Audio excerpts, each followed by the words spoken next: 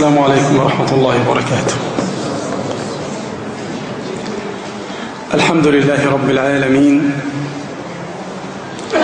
أحمده سبحانه واستغفره، وأصلي وأسلم على عبد الله ورسوله محمد وعلى آله وأصحابه أجمعين.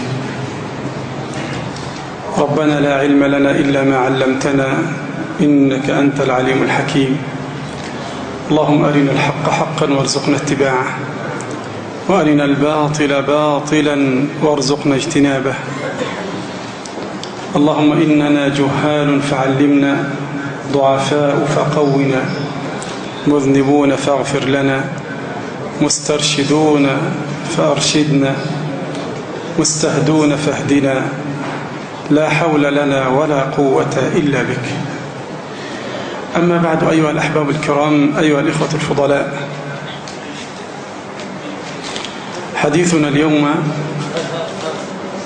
عن هذه القضية الجديدة التي ظهرت في بعض البلدان، وهي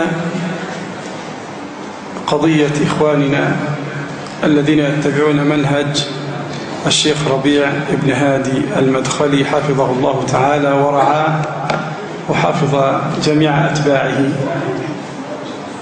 وخلافهم مع إخوانهم المخالفين أتباع المشايخ الآخرين حفظهم الله تعالى ورعاهم وبارك فيهم جميعا، وألف بين قلوب الجميع على طاعته ومرضاته.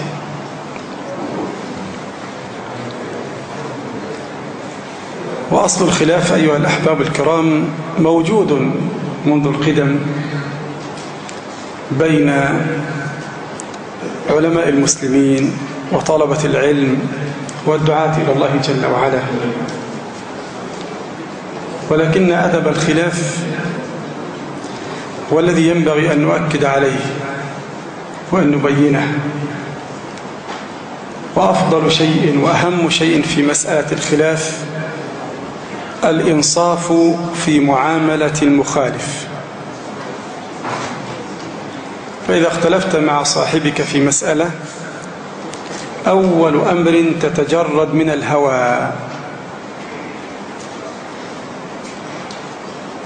الأمر الثاني أن تعلم أنك تخطئ وتصيب، لأن من الناس من يظن أنه لا يخطئ وأن قوله هو الحق المعصوم وقول غيره خطأ، وهذا ليس صحيحا. أن تعلم أنك تخطئ كما أن مخالفك يخطئ أيضا. الأمر الثالث أن تتضرع إلى الله جل وعلا وتدعوه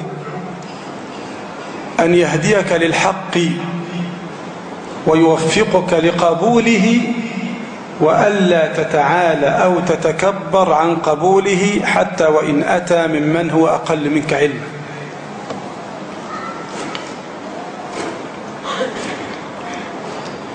رابعا أن تحسن الظن بمخالفك، فإن مخالفك أراد الحق وأراد الوصول إليه وأراد مرضاة الله كما أردت، لكن ربما يكون قد أخطأ الوصول إلى الحق، وربما تكون أنت أخطأت الوصول إلى الحق.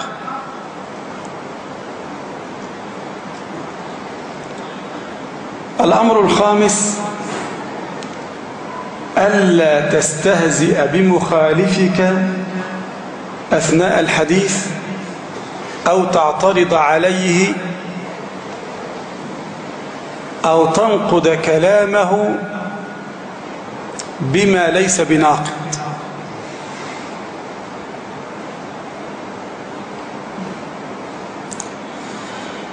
ومن هذا المنطلق جلست مع عدد من إخواننا هؤلاء، أكثر من واحد في أكثر من مجلس، وقلت لأحدهم: بلغنا أنكم تحكمون بالبدعة والضلال على مشايخ مصر الفضلاء الأجلاء الذين جعل الله عز وجل لهم القبول وهدى على أيديهم الكثير، وسميت له الشيخ فلان والشيخ فلان والشيخ فلان. أسماء المشهورة، الشيخ محمد حسان والشيخ أبو إسحاق الحويني والشيخ مصطفى العدوي والشيخ يعقوب، مشايخ كثر جدا جدا في مصر بفضل الله. فمصر مليئة بالمشايخ الفضلاء الأجلاء من أهل السنة. كم من ضال اهتدى على أيديه، كم من رجل كان ينذر للقبور فتاب إلى الله إلى التوحيد الخالص على أيديه، كم من عاص هداه الله على أيديه، بل كم من غير المسلمين أسلموا على أيديه، كم من سنة أحيوها، كم من بدعة أماتوها. فقال نعم، هؤلاء ضلال مبتدعون. فقلت له أنا لن أدافع الآن، لكن من الإنصاف أن نعطيك الفرصة لتذكر الأدلة على ضلال هؤلاء المشايخ والعلماء من أهل السنة وأتباعهم، ثم نأخذ هذه الأدلة فنضعها في ميزان البحث العلمي المجرد، وننظر هل فعلا هؤلاء العلماء وقعوا في البدعة أم لا. فقال نعم هناك عدة نقاط. قلت له تفضل، وأحضرت ورقة وقلم وجلست بين يديه جلسة طالب العلم المتعلم. قالوا اكتب. المسألة الأولى الخروج على الحاكم، المسألة الثانية الديمقراطية، المسألة الثالثة مسألة الأحزاب، مسألة الرابعة مسألة الانتخابات. قلت له اختلفت مع مشايخ من أهل السنة في 4 مسائل وتحكم عليهم بالتفسيق والتبديع والضلال. فقد اختلف الفقهاء قديما وحديثا. قال اختلفوا في الفروع والفقهيات، أما الأصول والعقيدة فالخلاف فيها ضلال مبين. قلت له لماذا؟ قال لأن النبي صلى الله عليه وسلم قال افترقت اليهود على 71 فرقة، وافترقت النصارى على 72 فرقة، وستفترق أمتي على 73 فرقة، كلها في النار إلا واحدة. ما هي يا رسول الله؟ ما أنا عليه الآن وأصحابي من بعدي. فأهل السنة هم الذين ساروا على نهج النبي صلى الله عليه وسلم وأصحابه، وهم الفرقة الناجية. أما من خالفهم خرج من الفرقة الناجية إلى 72 فرقة الضالة. فهؤلاء المشايخ المذكورون خرجوا على الحاكم وقالوا بالديمقراطية وقالوا بالأحزاب والانتخابات، وهذه كلها لم تكن عند السلف الصالح، فقد خرجوا من بوتقة أهل السنة ودخلوا في بوتقة أهل البدعة في 72 فرقة الضالة النارية الهالكة. قلت له هيا لنبدأ النقاش وننظر هل فعلا خرجوا أم لا. ابدأ الموضوع الأول. فقال الموضوع الأول الخروج على الحاكم. تكلم هو يقول وأنا أكتب خلفه. قال لا يجوز الخروج على الحاكم، وأطيعوا الله وأطيعوا الرسول وأولي الأمر منكم. نعم.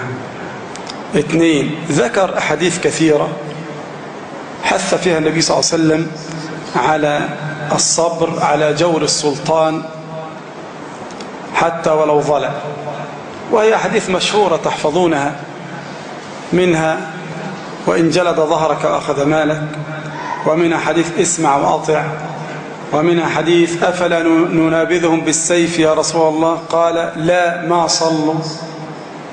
ما صلوا. ومنها حديث عبادة بن الصامت: بايعنا رسول الله صلى الله عليه وسلم على السمع والطاعة في المنشط والمكره والعسر واليسر وعلى أثرة علينا وألا ننازع الأمر أهله إلا أن تروا كفرا بواح عندكم من الله فيه برهان.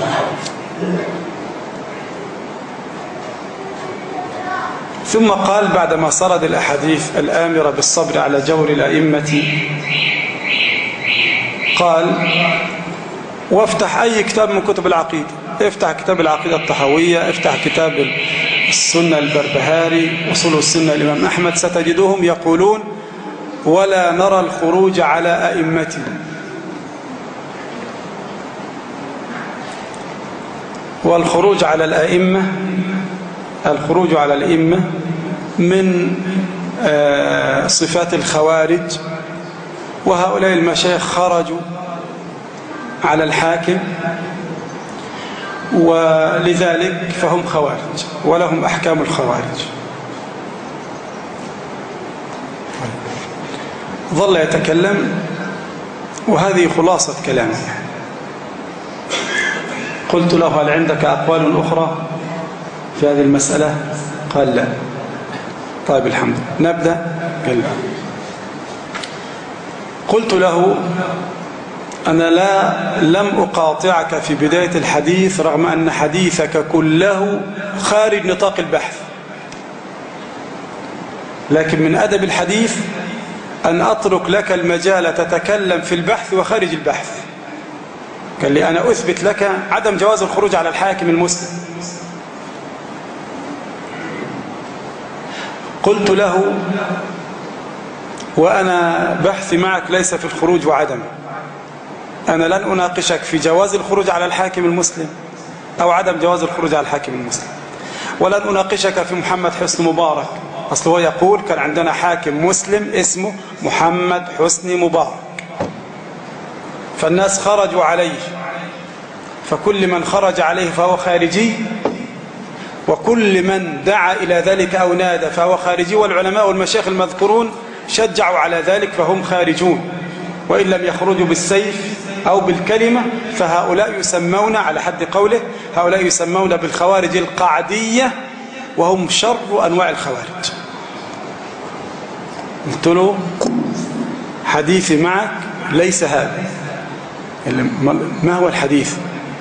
قلت له: حديثي معك هو نقطة البحث، هي نوع الخلاف هنا. أنا وأنت مثلا لا نرى الخروج على الحاكم المسلم. أنا وأنت لا نرى الخروج على الحاكم المسلم. من خالفنا في هذه القضية هل نقول بأنه مخطئ معذور أو مجتهد إن أصاب فله أجر، أخطأ فله أجر واحد، أم نقول بأنه ضال مبتدع؟ هذه نقطة البحث حتى لا نتكلم كثيرا خارج نطاق البحث. قال: نعم، هذه نقطة البحث. قلت له: جميل، أنت ماذا تقول في من يخرج على الحاكم المسلم؟ أنا لن أناقشك في مبارك غير وبدل الشرع وجاء بقوانين وضعية وحكما جاء بالقوانين الوضعية وإباحة الخمر وفعل، هذه مسألة لن أناقشك فيها، هذا بحث آخر. لا، أنا أسلم لك أن مبارك كان حاكما مسلما. قال: إذن فهناك إجماع من الأمة على عدم الخروج على الحاكم، وبناء عليه فمن خرق هذا الإجماع كان ضالا مضلا. قلت له: أتدري ما معنى الإجماع؟ قال: نعم، الإجماع هو أن تجتمع الأمة في عصر من العصور على أن يجتمع مجتهد الأمة في عصر من العصور على أمر من أمور الشريعة. قلت له: جميل جدا. قلت له: لو جاء الإمام ابن المنذر مثلا وقال: أجمعوا على كذا، حكم فقهي، فجاء غيره فقال خالف الحسن البصري ومحمد بن سيرين، هذا الإجماع ماذا تسميه؟ قال يكون الإجماع منتقضا. جميل جدا. قلت له أنت الآن تقول أجمع؟ قال نعم، نقل النووي الإجماع، ونقل ابن تيمية الإجماع، ونقل غيره الإجماع، ثلاثة نقلوا الإجماع على أن حرمة الخروج على الحاكم المسلم. قلت له جميل جدا، وأنا معك أقول لا يجوز الخروج على الحاكم المسلم، لكن من خالفنا ضال المبتدع؟ قال نعم ضال المبتدع. طيب تعال، ماذا تقول في الحسين رضي الله عنه؟ قال سيد شباب أهل الجنة بشهادة النبي عليه الصلاة والسلام. قلت جميل. الحسين رضي الله عنه رأى أن الحاكم المسلم وإن حكم بشرع الله إن جار وظلم فلا بيعة له، وقام وخرج عليه بالسيف، ونصحه عبد الله بن عباس يا ريحانة رسول الله لا تخرج، فلم يسمع. وبعدما مضى بيوم لحقه عبد الله بن عمر وقال لا تخرج، فخرج وقال هذه كتب أهل العراق قالت بأن الظلم قد فشى وهم يطلبوني، وإني خارج على هذا الرجل الظالم. جهز جيشه وخرج بالسيف. وكانت واقعة كربلاء المشهورة قتل فيها الحسين رضي الله عنه. فالحسين رضي الله عنه خرج بالسيف.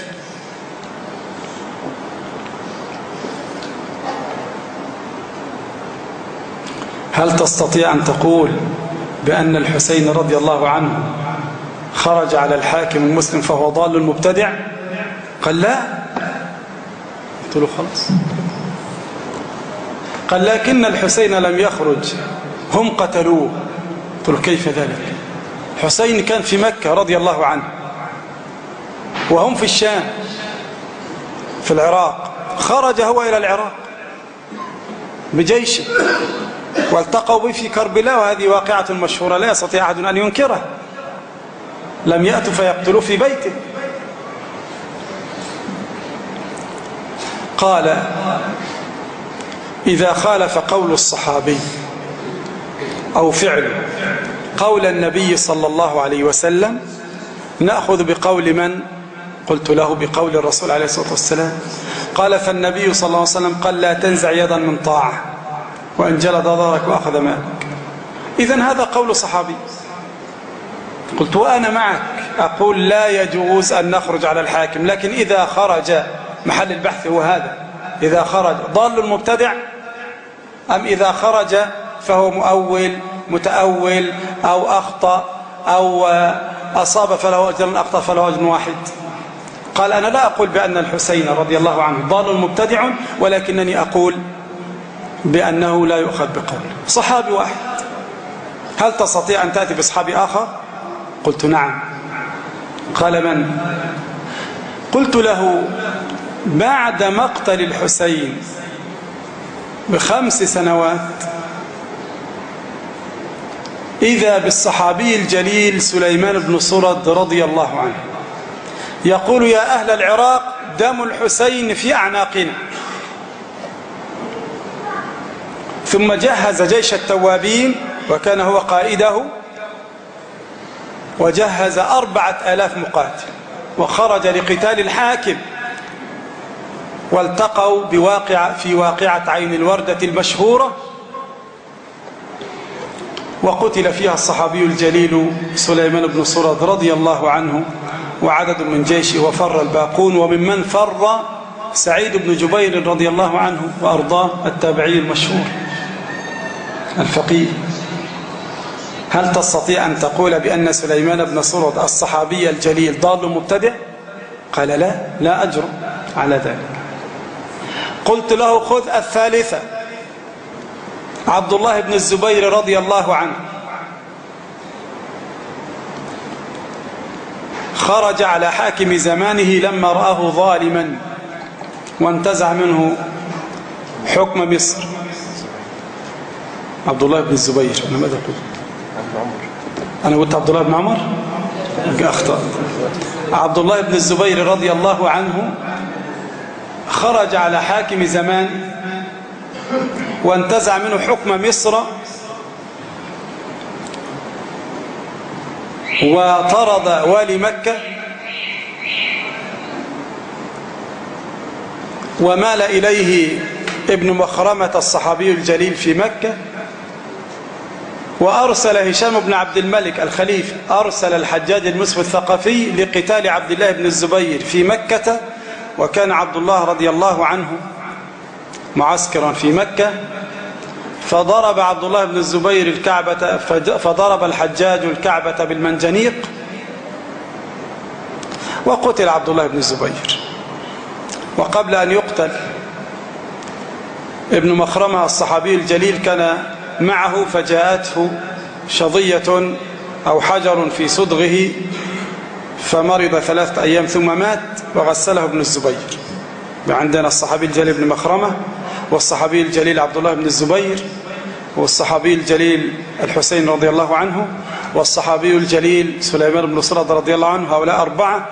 والخامس الصحابي الجليل عبد الله بن مطيع. قام أهل المدينة فخلعوا الأمير وولوا عليه ابن مطيع لما ظلم الأمير وفشى ظلمه، وكانت وقعة الحرة المشهورة. هؤلاء 5 من الصحابة خرجوا بالسيف وليس بالكلمة، بالسيف. هل تستطيع أن تقول بأنهم ضلال مبتدعون؟ قال لا. قلت له إذن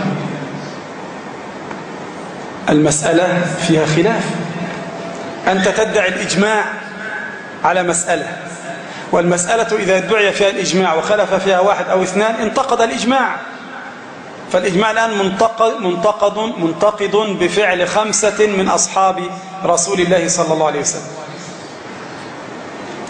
قال أنا معك، لكن بعد عصر الصحابة انعقد الإجماع على عدم الخروج على الحاكم وإن جار وظل. قلت له إذا أحضرت لك شيئا من التابعين، كلاما من كلام التابعين، قال نعم، هل هناك تابعون 1 خرج؟ قلت له تعالى معي أخي الكريم، من هو الصحابي؟ قال الذي رأى النبي صلى الله عليه وسلم ومات على الإسلام. قلت له من هو التابعي؟ من هو التابعي الذي رأى الصحابية ومات على الإسلام؟ قال نعم. قلت إذن سليمان بن سرد الصحابي الجليل 4000 مقاتل الذين كان يقودهم ماذا تسميهم؟ تابعين؟ سميهم بتابعين، كلهم تابعيون. ليه؟ لأنهم رأوا سليمان بن سرد الصحابي الجليل. هؤلاء 4000 من التابعين، وجيش عبد الله بن الزبير من التابعين، وجيش الحسين رضي الله عنه من التابعين، كل هؤلاء من التابعين، وتقول بأن المسألة لم يقل بها أحد من التابعين؟ قال انعقد الإجماع بعد زمن الصحابة والتابعين على عدم الخروج. لا بد أن تكون واسع الصدر فسيح. قال هل تستطيع أن تأتي بعد 100 الثانية بأحد ذكر الخلاف؟ فإن النووي نقل الإجماع، والحافظ ابن حجر نقل الإجماع على عدم الخروج على الحاكم. قلت له أنا قلت لك العالم إذا نقل الإجماع وجاء آخر فأثبت الخلاف قالوا من علم حجة على من لم يعلم، فالإجماع منتقد. وهؤلاء 5 من الصحابة و4000 من التابعين، ألا ينتقد بذلك الإجماع؟ قال فلماذا نقل هؤلاء الإجماع؟ قلت له أحد أمرين، إما أن لم يكونوا يعلموا بالخلاف وهذا بعيد، وإما أنهم نقلوا الإجماع على عدم الخروج على الحاكم الذي يحكم بشرع الله العدل، وهؤلاء خرجوا على حاكم ظالم أو غير أو بدل.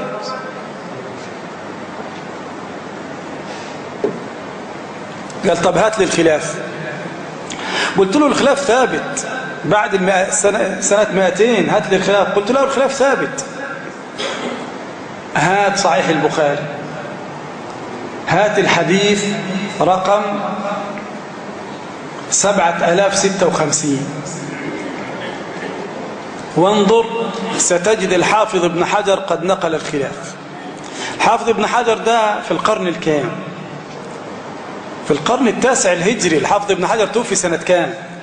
852 هجرية. هذا كلامه معي، كلام الحافظ أقرأه عليه لكي تعلموا أن الخلاف ثابت. يقول الحافظ ابن حجر في الفتح تحت الحديث 7056: ونقل ابن التين عن الداودي قال: الذي عليه العلماء في أمراء الجور أنه إن قدر على خلعه بغير فتنة ولا ظلم وجب، وإلا فالواجب الصبر. انظر الآن الحافظ ينقل عن مين؟ عن ابن التين والداودي أدي 2، والحافظ يقر أدي 3 يثبتون الخلاف. يعني في ناس قالوا بالخروج على الحاكم إذا جار وظلم، أنت تقول إجماع الأمة على عدم الخروج ولم يخالف أحد. نقل ابن التين عن الداودي قال: الذي عليه العلماء في أمراء الجور أنه إن قدر على خلعه بغير فتنة ولا ظلم وجب، وإلا فالواجب الصبر. يعني المسألة متعلقة بالمصالح والمفاسد، فإن كانت في مفسدة فلنصبر. يعلق الحافظ بعدها فيقول: وعن بعضهم لا يجوز عقد الولاية لفاسق ابتداء. يعني لو أن محمد حسني مبارك يوم تولى علينا كان فاسقا، على هذا القول لا تعقد له ولاية ولا تكون له ولاية في عنق أحد. ده كلام الحافظة. نكمل كلام الحافظ قال: فإن أحدث جورا بعد أن كان عدلا. يعني إنسان تولى أمر المسلمين عدلا يقيم الشرع، وبعد سنة أو سنتين جار وظلم. فإن أحدث جورا بعد أن كان عدلا فاختلفوا في جواز الخروج عليه. قلت له ضع خطين تحت كلمة فاختلفوا في جواز الخروج عليه، والصحيح المنع إلا أن يكفر فيجب الخروج عليه. وأنا معك أقول الصحيح المنع، لكن فاختلفوا يعني القضية فيها إيه؟ فيها خلاف، والخلاف ثابت. فكيف تدعي الإجماع ثم تبني على ذلك أن من خالف في هذه المسألة فهو ضال مبتدع، حتى لو كان الشيخ فلان والشيخ فلان إلى آخره. قال: إلى الآن أنا اقتنعت بقولك في هذه المسألة، لكن أنا في حيرة. لماذا نقل العلماء الإجماع على عدم الخروج على الحاكم وهذه الأحاديث بين أيديه؟ قلت له: يا أخي الكريم، الإجماع هنا على حكم شرعي. قال لي: نعم. قلت له: الحكم هنا معلل أم غير معلل؟ قال: لا أدري. يعني إيه معلل؟ قلت له: الحكم الشرعي إما أن يكون تعبديا وإما أن يكون معللا، يعني علته ظاهرة واضحة. كيف؟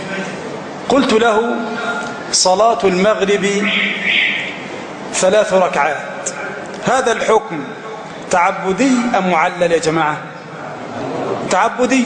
لو سألنا إنسان لماذا صلاة المغرب 3 ركعات أقول له إيه؟ تعبدي، هكذا شرعها الله. لكن الخمر حرام، نزلت في آيات بالتحريم. حكم الخمر تعبدي ولا معلل؟ معلل معروف. لماذا حرمت؟ لأنها تسكر. ولذلك الحكم يدور مع علته وجودا وعدم. فلو أن إنسانا في الصحراء وسيهلك من العطش، سيموت وتحقق الموت وبين يديه خمر، حينئذ العلماء يقولون أمامنا مفسدتان. المفسدة الأولى الإسكار بالخمر هو حرام، والمفسدة الثانية الموت والهلاك، فنضرأ المفسدة الكبرى بارتكاب المفسدة الأخف، فليشرب الخمر ويسكر بعض الوقت لكن يحيى حتى ندركه بالأكل والشرب. إذا كان الحكم معللا فالحكم يدور مع علته وجودا وعدم، وإذا كان تعبديا فلا بد من الوقوف عنده. ثم سألته تحريم الخروج على الحاكم المسلم حكم تعبدي؟ قال لا. قلت له معلل؟ قال نعم، بدليل أن كل من قال ويحرم الخروج على الحاكم يقول ويحرم الخروج على الحاكم لما في ذلك من المفسدة العظيمة، ويقول آخر لما في ذلك من إزهاق الأرواح، لما في ذلك من تسلط أعداء الإسلام على المسلمين إلى آخره، فذكروا عللا للحكم. فالذين ذكروا الإجماع نقلوا الإجماع على تحريم الخروج على الحاكم المسلم أي عند المفسدة. أما إذا كان الحاكم المسلم حاكما ظالما طاغيا يغير شيئا من الدين أو يفعل من المعاصي والفسق، وأمكن للناس خلع وتولية غيره بمفسدة أقل من مفسدة وجوده، بهذا لا يخالف الإجماع الذي نقله العلماء. أنا حبيت أفهمه قضية الإجماع.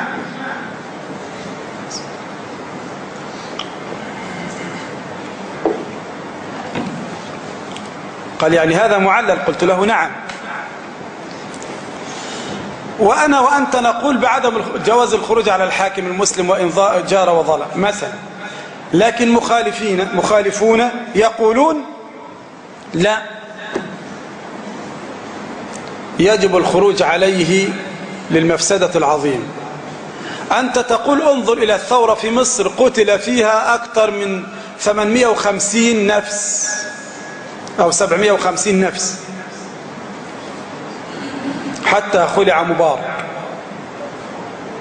مخالفوك، أنا بحكم بينكما، مخالفوك يقول إن هذه المفسدة مقتل 750 مسلم أخف من مفسدة وجود مبارك في حكم مصر. قلنا لهم ليه؟ قالوا قتل آلافا في السجون وأخفاهم، وليس 750 بس، وظلم آلافا وسجن آلافا، ألوف. ودليل ذلك لما حرقت أماكن أمن الدولة وبدأوا يفحروا فيها وجدوا عظاما تحت الأرض، ناس ماتوا فدفنوهم وانتهى أمرهم، كثيرون. إذن فهم يرون أن المفسدة بالثورة أقل من مفسدة وجوده من نهب الأموال وقتل لهم وإذلال المسلمين لأعداء الإسلام إلى غير ذلك. وأنت ترى أن مفسدة الثورة أعظم من بقاء مبارك، ومبارك لو وجد كان أفضل. أنا أحترم قوله وأحترم قوله، لكن هم لا يقولون عليك ضالا مبتدعا، فأنت ينبغي ألا تقول عليهم ضالين مبتدعين. خلاص أنتم اختلفتم في قضايا، كل واحد يأخذ بما يريد، لكن لا تحكم بالضلال والابتداع. قال أنا بالطريقة دي فهمت الإجماع، لكن بقيت عندي شبهة بسيطة. قلت له ما هي؟ قال كيف تحاكمني إلى فعل الحسين رضي الله عنه وفعل عبد الله بن الزبير وسليمان بن صرد وعبد الله بن مطيع وابن مخرمة وغيرهم، وحديث النبي صلى الله عليه وسلم واضح، يقول النبي صلى الله عليه وسلم إلا أن تروا كفرا بواحا. فهل محمد حسني مبارك كفر كفرا بواحا حتى يجوز الخروج عليه؟ فهذا نص. تعرف لو في الحديث إلا أن تروا معصية بواحا، إلا أن تروا إثما بواحا، كنا قلنا ماشي. إنما كفرا بواحا، وكلمة بواحا أي لا يحتمل التأويل، هختلف أنا وأنت في كفر مبارك مثلا، يعني يبقى في تأويل، يبقى لا يجوز الخروج، لابد أن يكون كفرا بواحا الكل يرى، يطلع كده يقول بأنه كافر أو يتحول إلى النصرانية أو اليهودية أو نحو ذلك. فهذا صريح. قلت له تعال أخي الكريم، أنا سأبين لك أمرين يزيلان ما لديك من الإشكالات. قال ما هما؟ قلت الأمر الأول تعال ندمع روايات الحديث. الحافظ ابن حجر جمع روايات الحديث أول.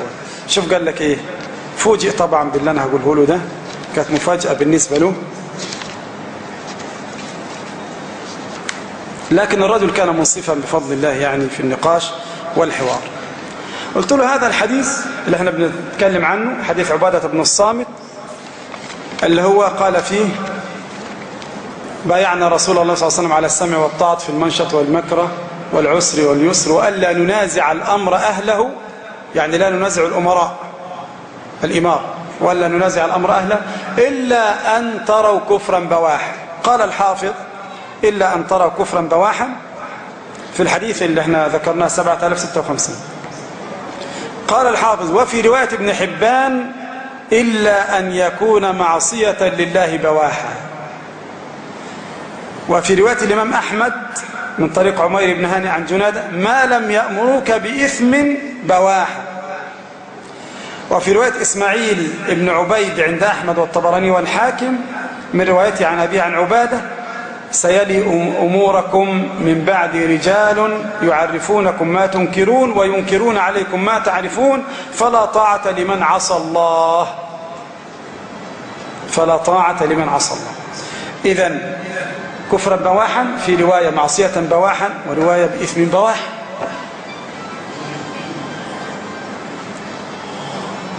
أما قولك كيف نواجه حديث النبي صلى الله عليه وسلم بأقوال الصحابة والتابعين، أنا أسألك سؤالا وهذه النقطة الثانية ولو فهمتها أخي الكريمة سترتاح جدا. قال ما هي؟ قلت له إذا اختلفت أنت وغيرك في فهم مسألة في آية أو حديث اختلفتم فيه، أنتوا الاثنين الحمد لله على منهج السلف الصالح، تفهموا بفهم من؟ قال بفهم السلف الصالح. قلت له جميل جدا، من هم السلف الصالح؟ قال الصحابة والتابعون ومن سار على نهجهم. قلت إذن عندنا مشكلة حدثت في عهد السلف الصالح الحمد لله، ناس خرجوا على الحاكم بالسيف، هل نقول عنهم بأنهم مجتهدون أو نقول بأنهم ضلال مبتدعون؟ هل حكم السلف على الصحابة الذين خرجوا بالضلال؟ قالوا لا. انظر إلى ترجمتهم في سير أعلام النبلاء للذهبي، يقول وخرج سليمان بن صرد وقتل شهيدا وليته لم يخرج رحمه الله، وخرج فلان فاجتهد وليته لم يخرج. يعني فهم السلف أن من خرج على الحاكم المسلم اجتهد فإن أصاب